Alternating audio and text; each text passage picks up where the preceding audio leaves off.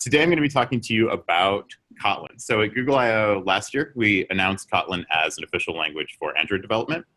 Before that, Kotlin's been around since about 2011. So the story for Kotlin is a language from JetBrains. It's originally targeting IntelliJ. If we support it fully in Android Studio, and a lot of developers have been using it for Android applications for a couple of years. We checked it out and we decided this is a great language to adopt for official Android development.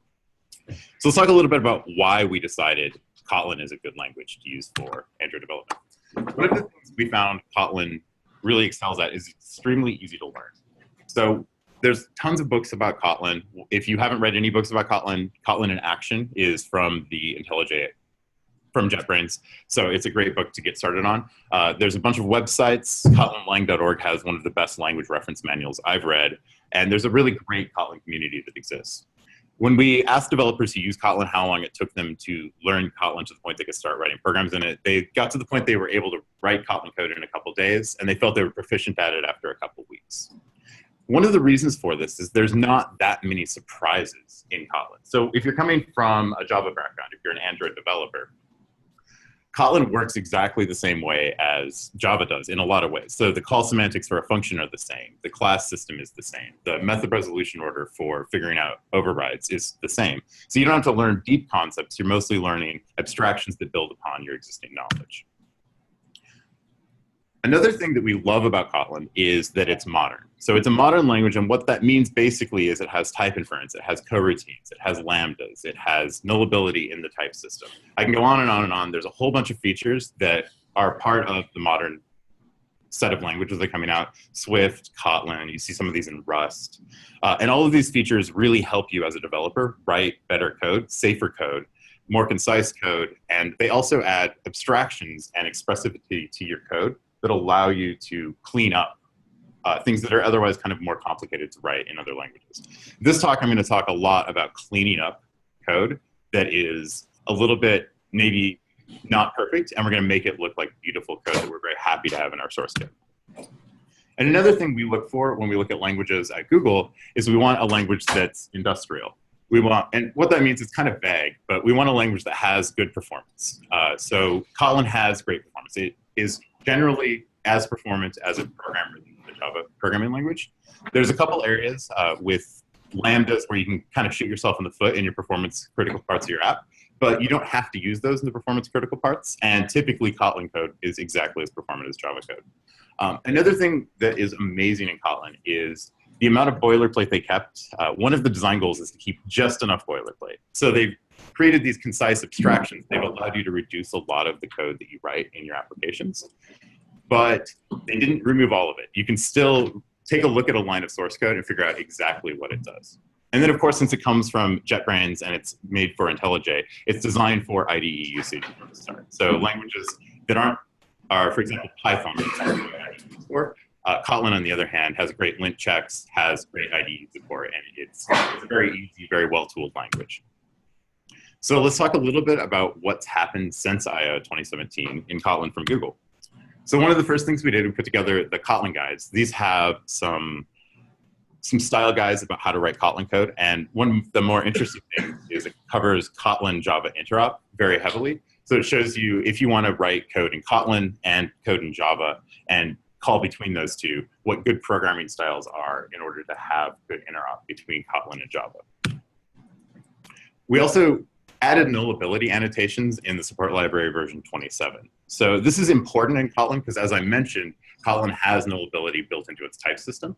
So when you call into the Java support library with the nullability annotations, that's exported to the Kotlin type system.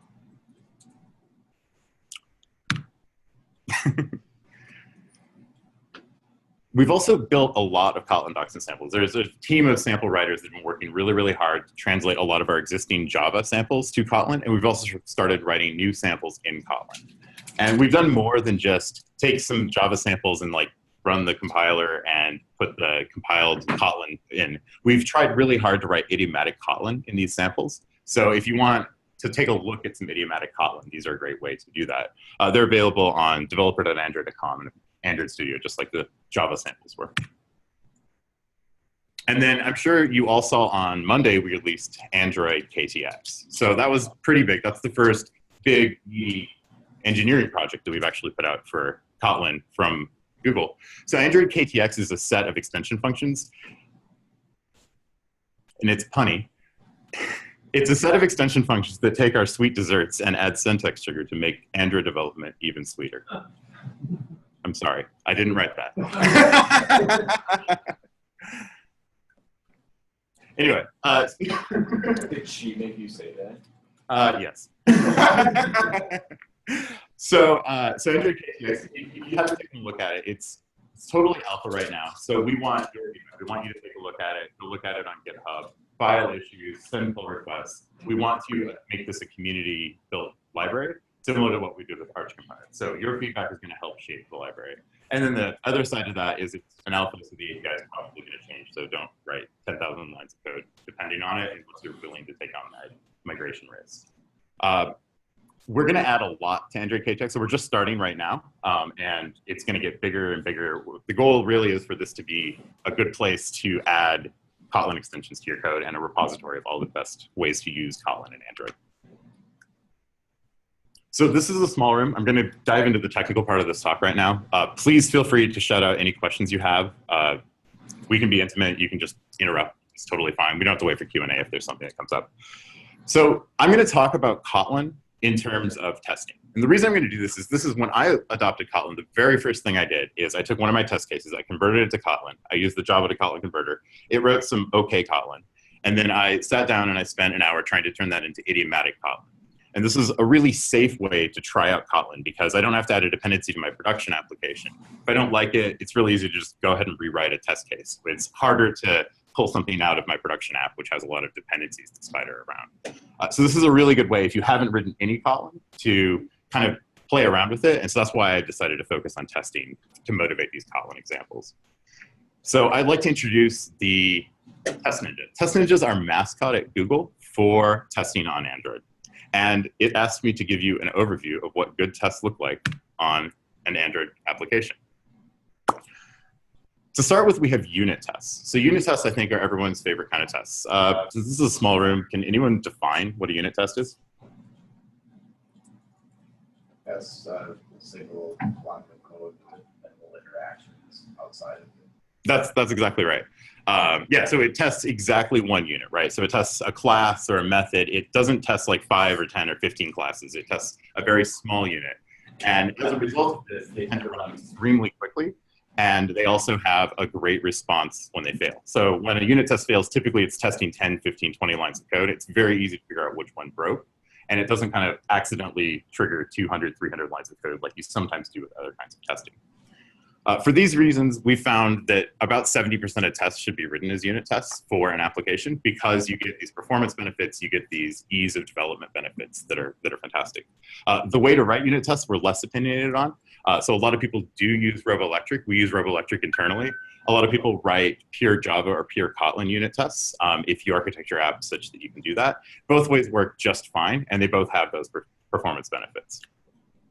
The next thing we come to is an integration test. So an integration test, as opposed to a unit test, is going to test more of your stack. So it might test a fragment with some network, with some disk, and it's going to combine a couple different classes together.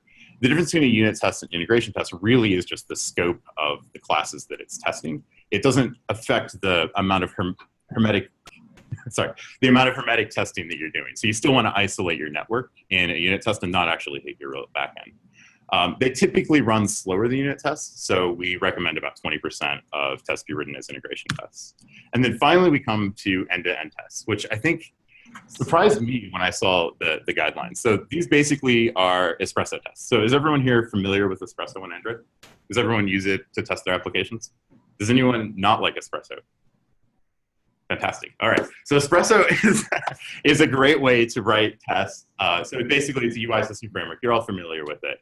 The disadvantages to writing too many tests in espresso are, since it's a UI framework and it tests your integrated application, it tends to test large amounts of code when you write small tests, as opposed to a unit test, which tends to test focused small amounts of code.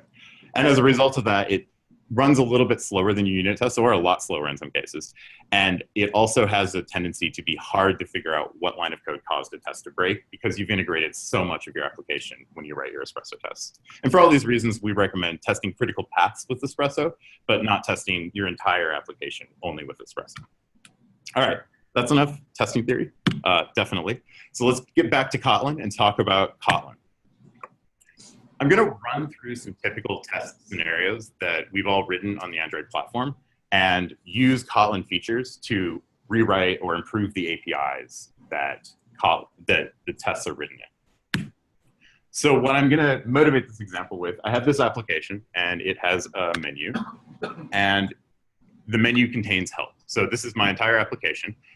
And by default, this menu is available. But for example, maybe I don't have a Spanish help center, so I hide this button when I'm in Spanish. So I would like to write a test for the default case, because that's the easy one. So what that's going to look like is a very simple test. This is a test called help default. I'm going to write this in Roboelectric. If you've used Roboelectric before, this will be very, very familiar. If you haven't, I'll talk about it as we go along. So I'm going to be testing an activity. To get started with my test, I'm going to take the shadow of that activity.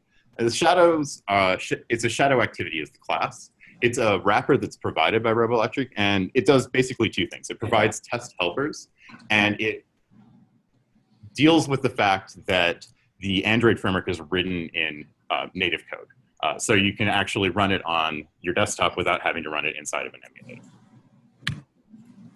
The first edit I'm going to make to this in order to turn it into Kotlin code is to remove the get here. So this is going to look like the property syntax that you're probably familiar with from a bunch of other languages. C# has this, Python has this. I can list like 20 languages that have the property syntax. This looks exactly like a field access if you're familiar with the Java programming language, but it's going to call the getter. And this works, this is universal throughout Kotlin. You basically never call a getter, you never call a setter. You probably never write a getter, you probably never write a setter. You just access things as if they're properties. This is a very old construct. It's from C#'s had it since like 2002, and it's been wildly successful there. The next thing I'm going to look at is this shadow of method right here. This is a little bit suspicious to me. And this is like, it's actually kind of a strange API, right? I'm saying I'd like the shadow of my subject. So if I guessed how this is written, I'm going to find that it's probably a static method living somewhere that takes an activity and returns a shadow activity. And since Roboelectric is open source, I can go find the code, and it is exactly that. It's a method, the body doesn't really matter, but it's a static method that takes exactly one argument of a class, performs an action, and returns a result. This is what I call a member method that's sitting out in static land. So a refactor that you might do if you controlled the activity class is take this and convert it to member method, which is actually something you can do with Android Studio. Of course, we wouldn't want to actually add this to our activity class in production code, right? So we wouldn't want to add shadows because that's a testing feature to our production code. But Kotlin provides us a way to kind of do this in a compilation unit, which is really, really cool. And we're going to use this all throughout this talk. Kotlin provides extension functions and extension properties. So we've already talked about what properties are. They're getters and setters. Extension functions are functions that are added to a class. So I don't control the activity class. I can't modify the activity class, but I'm going to add a function to the activity class as if it was part of the activity class. Extension properties, likewise, are adding a property to a class that I don't control. I'm not going to edit. I'm just adding a property that someone can use on that class. So let's look at how we're going to implement that. This is the Kotlin syntax for implementing an extension. So this is basically a Kotlin function. So it's function shadow of. And the difference between a function and an extension function is I've prefaced it with a class dot. So I'm saying activity dot shadow of. And what this means is when I have an activity object and I call this function, I can call it by saying activity dot shadow of. Similarly, to define an extension property, I'm going to do basically the same thing. I'm going to do activity dot shadow, and then I'm going to provide a getter. This is actually one of the more interesting features of Kotlin coming from the Java programming language for me, is this inline getter syntax. This is a great example of how Kotlin kept just enough boilerplate code to make my code readable, but it also made it concise at the same time. So this is kind of a strange syntax construct. It says get parentheses equals and then an expression. And this expression is actually a whole function, so I can put a function there. But what's really, really cool about this is my getters aren't buried 200 lines away from my field declaration, which I don't know if you've ever maintained like large classes that have like 200 getters and setters in them, but it's very, very hard to like navigate through the source files. This is always going to put getters and setters if you have custom getters and setters adjacent to the property or field declaration, which is absolutely fantastic.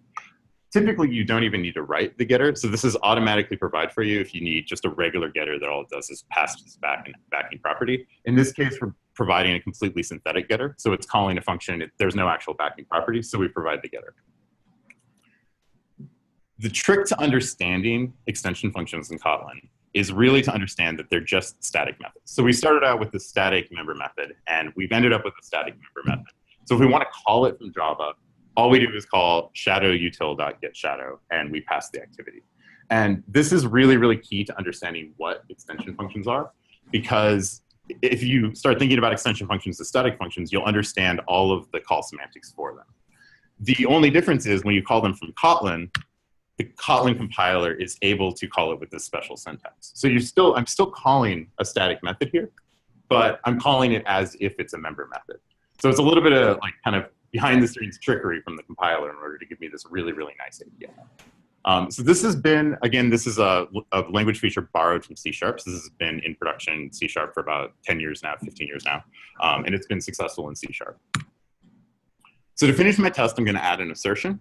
So I'll just go ahead and use assert equals, and I'll make sure that there's a help menu item. In a real test, I'd probably make sure it's visible and stuff like that too, but I just want to leave it at this because we're going to talk. So we've talked about how to take an existing API and improve it, and given some basic examples of doing that. Now I want to talk about how you can define new expressive APIs in Kotlin. So Kotlin provides a lot of very expressive API and syntax features. So what I'd like to do is define a new type of assertion. So I have assert equals. It feels very 2004 to me. I'd like to make something that looks a little bit more maybe RSpec-y, and has some of the like nice features we've seen from Ruby. So what I'd like to say is menu should have title help. So I'd like to be able to write something like this. Now, if you can imagine, in Kotlin, this is actually pretty easy to build. So this is, again, I'm going to build just another extension function on a menu item. And it looks exactly like you'd expect. So it's function menu item dot should have title. And so now every time I have a menu item in my test compilation unit, I can call should have item, which is a fantastic win for my readability. And it's very easy to just kind of build a framework of these that help me write my tests. It's also important to note, should have title is not a function I should put on menu item. That's not a function I want compiled in my production application. So by having these static extension functions, I'm able to do that in my test compilation unit, but not my production app compilation. I can take this a step further. So if you've used RSpec, you probably saw where I was going with this. I can turn this into an infix calls. I've had a lot of trouble figuring out how to define an infix call because infix means in the middle, and it's used to mean in the middle of two things in programming languages. So let's talk about an example of how you use infix. So I'm going to turn this function into an infix operator. So it's going to be between a menu item and a string. So because it's in the middle, there must be exactly two arguments to an infix thing. It has to either be a member method, or in this case, it has to be an extension method. So it's between the menu item and it's between the string. And when I've made it an infix call, I can call it like this. So you see the difference between this and before is I drop the dot and I drop the parentheses. And this lets me build something that looks a little bit like a DSL. It's on the way to building an expressive API that allows me to be very, very concise and create this really, really clean line that reads almost like an English sentence. I want to pause here and say Kotlin provides us with infix operators. It provides us with operator overloading for plus, minus, divide, a whole bunch of stuff.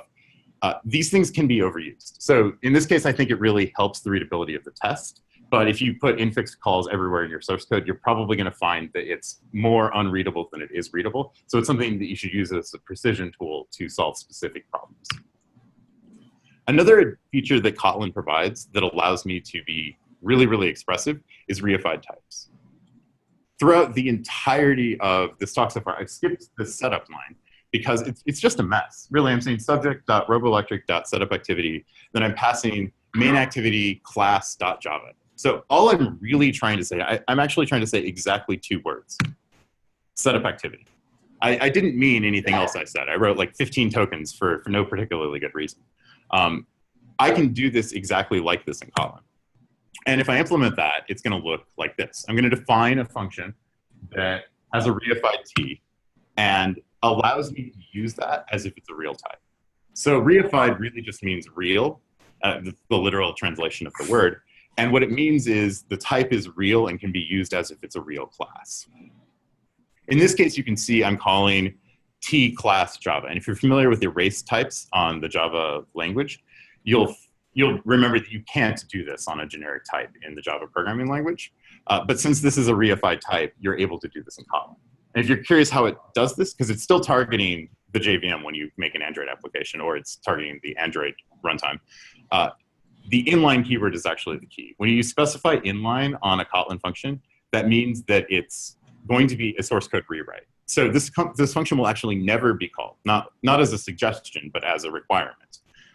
When I call setup activity in this setup function, it's actually going to drop the body of this function call in the place where I called setup activity, every single invocation of that throughout my source code. And that's the way that the T is turned into a real type, because it actually is a real type at the call site. Does everyone follow along with that? Because it's kind of a weird topic. Okay, cool. If you can go back to the last slide, don't you have to provide the parameterized type? Yeah, that's a good point. So no, you don't have to provide the parameterized type because Kotlin has type inference.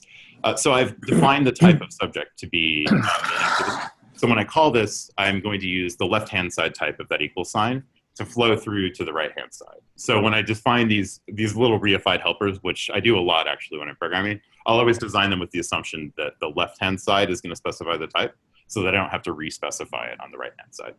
And then that'll automatically be passed through type inference.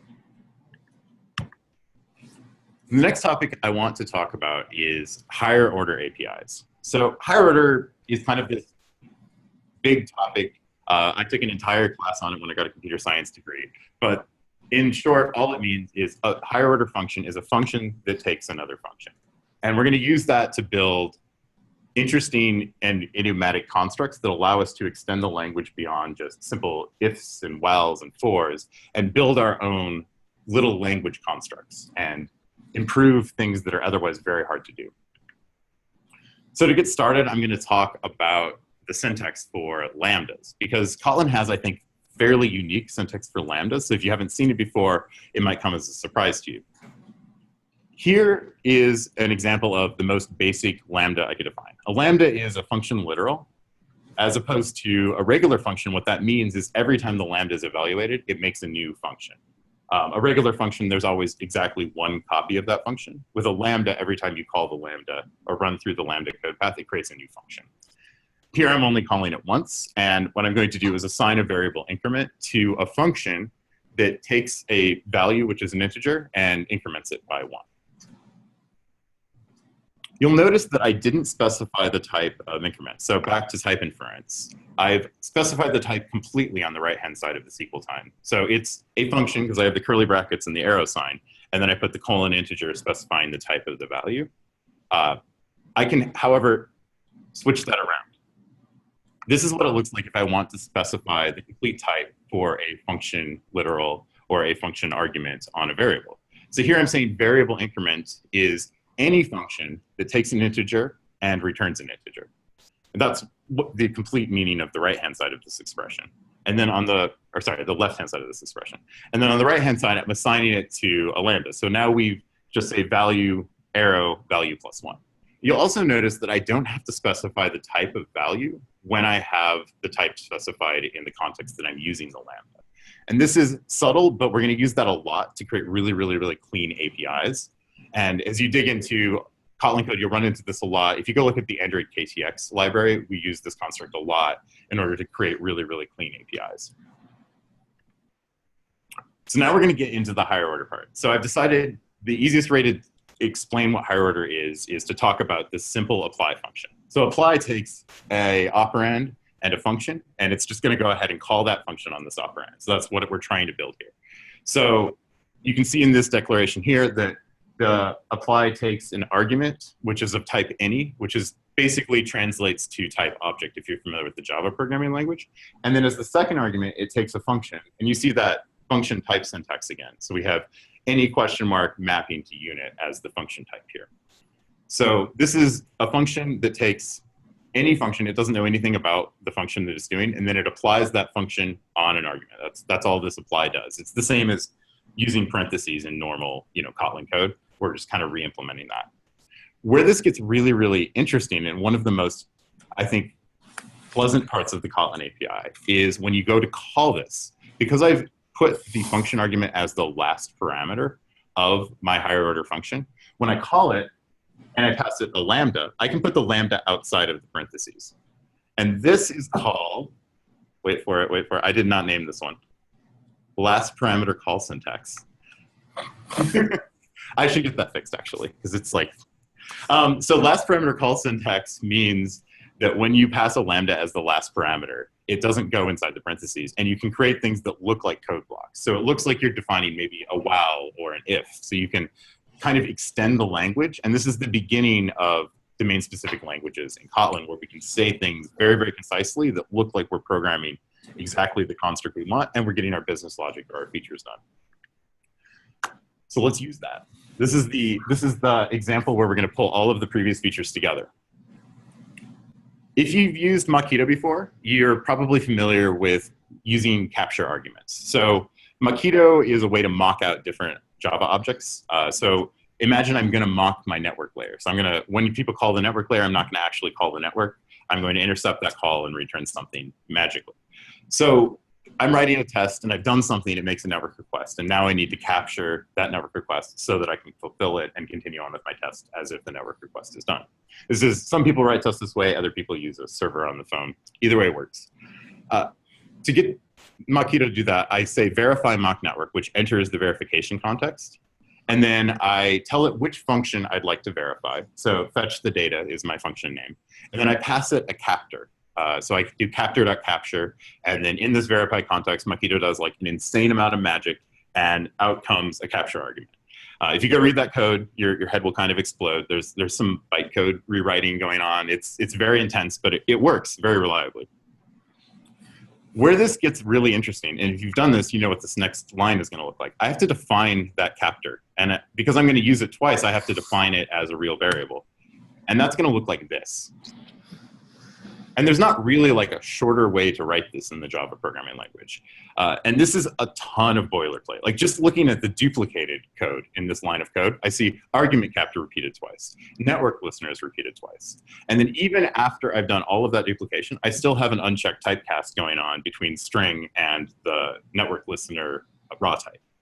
So this is just a ton of boilerplate. And if you use Mockito a lot in your tests, you literally just write this like 100 times a day.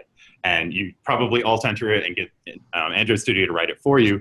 But still, you're actually adding this code to your source code and checking it in. What I'd like to do instead, I don't want to have this kind of like weird API that's like trying to work around the type system. I want to build a nice fluent API. I want to build exactly this API, actually. So looking at this, I'm comparing the previous slide to this slide. Like this slide, it's not exactly clear what's going on. Looking at this one, we say, I'd like to have a network capture. I'd like to pass it to my mock network and get a capture argument. Then I want to replay that call and get the argument that was passed to my captor. I think, I mean, I wrote this, so I'm biased, but I happen to think this is much more readable than the previous slide. I don't know, you can let me know afterwards if you disagree. So let's go ahead and implement this. So it's about 14 lines of code, 14 lines of very fun higher order function code. So to get started, one of the features in Kotlin is type aliases. And I'm going to use this here because my type is kind of ugly. I have argument capture, network listener of type T. It's a little bit long. It doesn't really say in a concise way what it's trying to say. So instead, I'm going to call that net capture. If you've used other languages, you might think a type alias defines a new type, an actual type that's available as a runtime type. In Kotlin, type aliases are literally just aliases. It's a source code rewrite of a type that you could use, for example, here to clean up an API call. So in this case, I would have instead said argument capture network listener T in both of these situations, and I think it would have had less semantic meaning than saying network capture of T. So in this place, I think the caller has a better chance of being able to, like, at a glance, figure out what this does. I'm going to take one argument to this network capture function. So the goal of this was to take that Lambda so I can do my capture.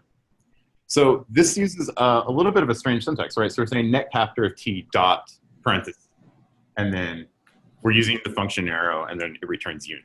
So it looks a lot like that function syntax we've already covered, but I've added this netCapture.t or netCapture.t to the beginning. You might imagine this is another copy of that extension thing that we've done a couple times already. This one's called an extension Lambda, and we're going to talk about how that works over the next couple slides. So to get started, I have to go ahead and make an argument capture. So remember, there was all those generic types. There was all that code duplication. So if you can imagine, I'm going to write a little function, and it's going to use Reified Types. So this is the same thing we did before for the setup activity. This is an inline function. It takes a reified t, and then it basically does that to hide the t class Java and create a nice clean API that uses type inference to inject that instead of me typing that every single time I use this call. And then again, since I define APIs with reified types, I typically like the left-hand side of the equal sign to define the type. I'm going to actually specify the type of my local variable here. And this might look a little bit strange because typically in Kotlin, you don't specify the type of a local variable. You let the right-hand side flow through. But in this time, I'm trying to push the type over to the argument capture. And this is kind of an interesting example of how you can think about using the type system and type inference in Kotlin both ways in order to get nice APIs. You don't have to just use the flowing to the variable declaration. So extension lambdas, what are they? An extension lambda is a floating function. So it's assigned to a variable that extends a class. Now, this is weird. This is a weird Kotlin construct, and let's talk about what it looks like. You use an extension lambda. So verify here is a argument to network capture. So it's a local variable. It's a local variable that's assigned to a function. So I've passed a function in, and it's now bound to verify. I'm going to apply that to my object instance of capture. So this is, I think, like probably the most weird part of Kotlin. And when you get this, you can write some really, really, really cool APIs. What's really important to note here, I can't call capture.verify outside of this function, right? So I'm applying that local variable to this object. I'm not defining a new function called verify that's useful outside of the context of this function. And then to finish this line of code, I'm going to go ahead and return the capture to state my type requirements and go back to my test code that I'm trying to write. So now we've defined network capture, and it takes a lambda. It takes an extension lambda. So let's talk about what that means at call time for this lambda. So network capture is going to immediately call into this lambda, and it's going to pass an argument, this argument that's implicitly passed to every object invocation. I'm going to use this here like that. So this dot capture is what this line of code is actually saying right here.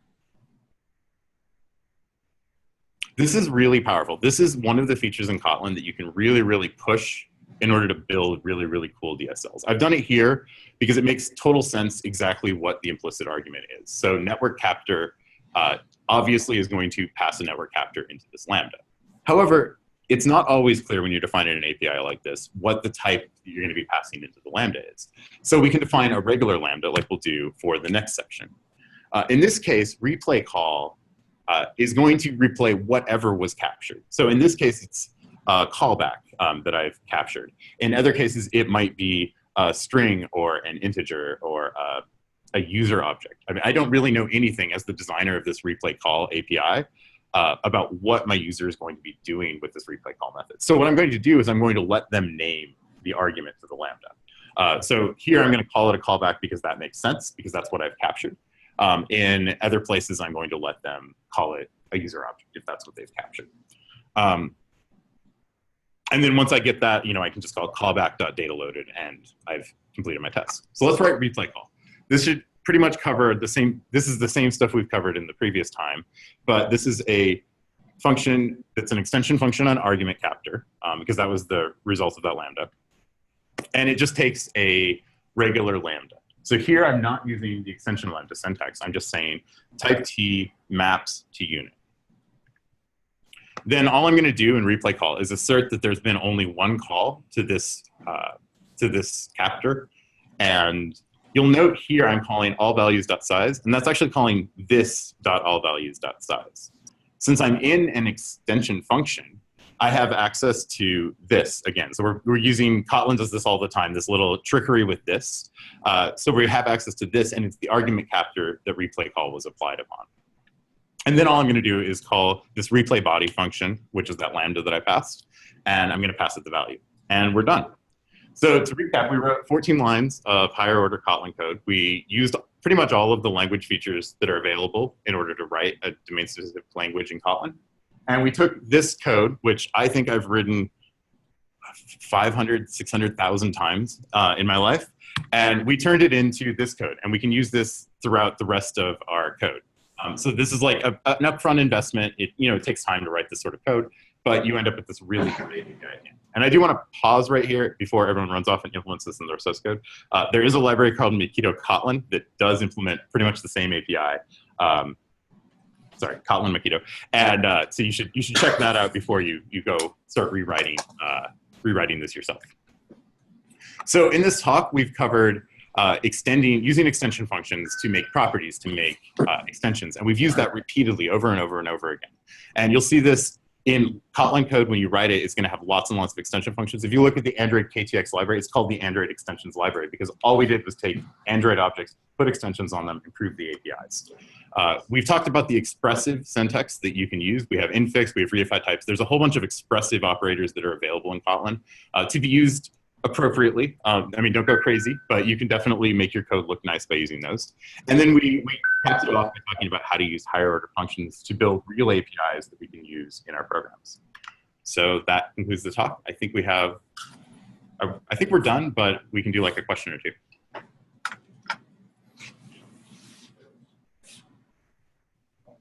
Oh, Yeah.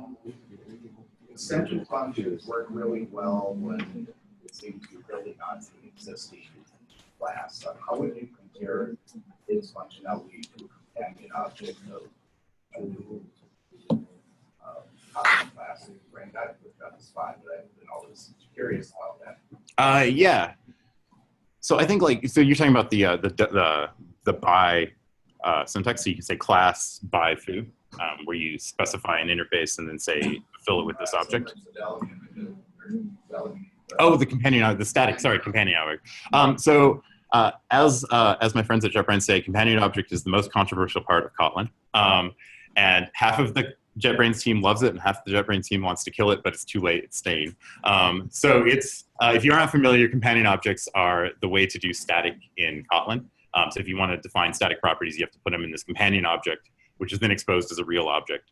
And I would say, so a companion object really is just a solution to the static problem for a class.